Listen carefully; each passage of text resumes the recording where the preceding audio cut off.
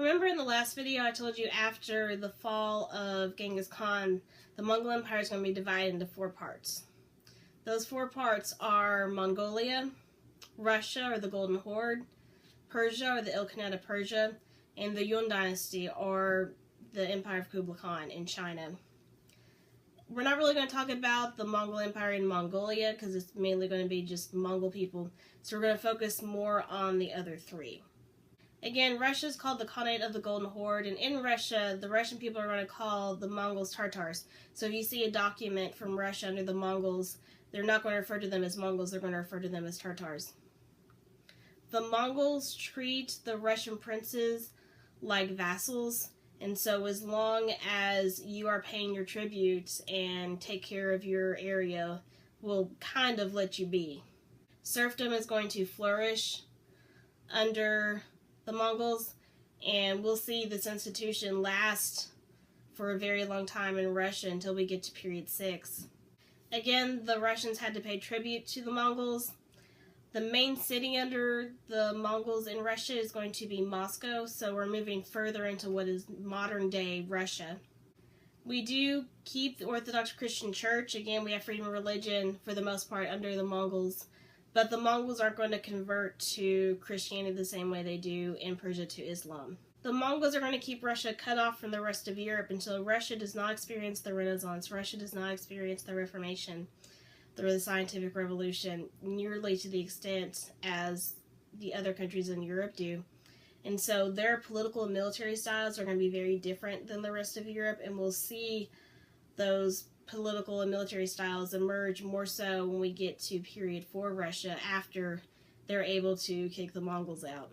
Okay, the next Khanate is the Ilkhanate of Persia, and if you had to live anywhere in the Mongol Empire, it would be Persia. There was frequent intermingling between the Mongols and the Persians.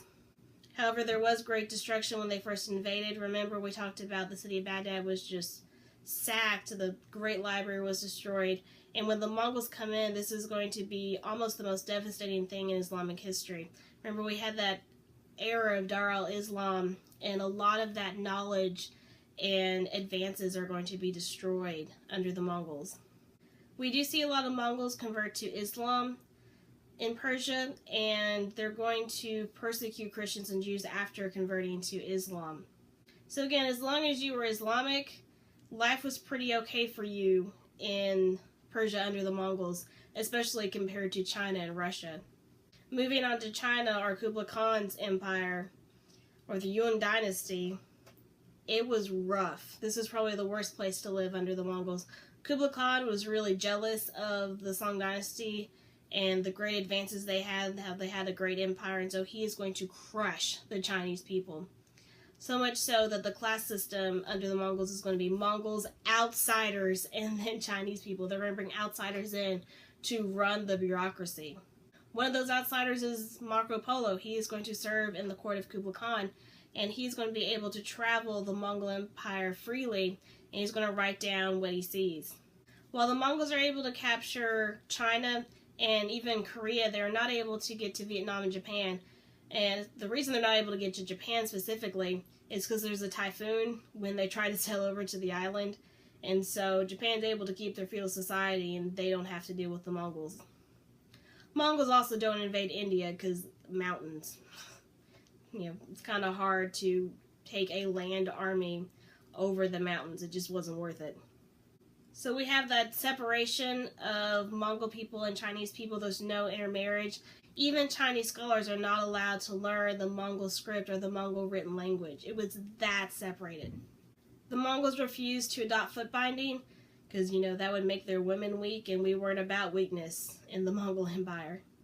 We're going to see population decline in China under the Mongol Empire, again, just because of the bad treatment. We're going to see Confucianism be put down. Buddhism is going to be preferred, but the Mongols aren't going to convert in China the way that they did in Persia. So the Mongols are going to fall in 2 ways. In Russia and China, there's going to be rebellion. They're going to kick the Mongols out. In Persia, they intermarry so much that you can't tell Mongol and Persian apart. So that's going to be the fall of the Mongols. Okay, that wraps up our 2 videos over the Mongols. I'll see you next time.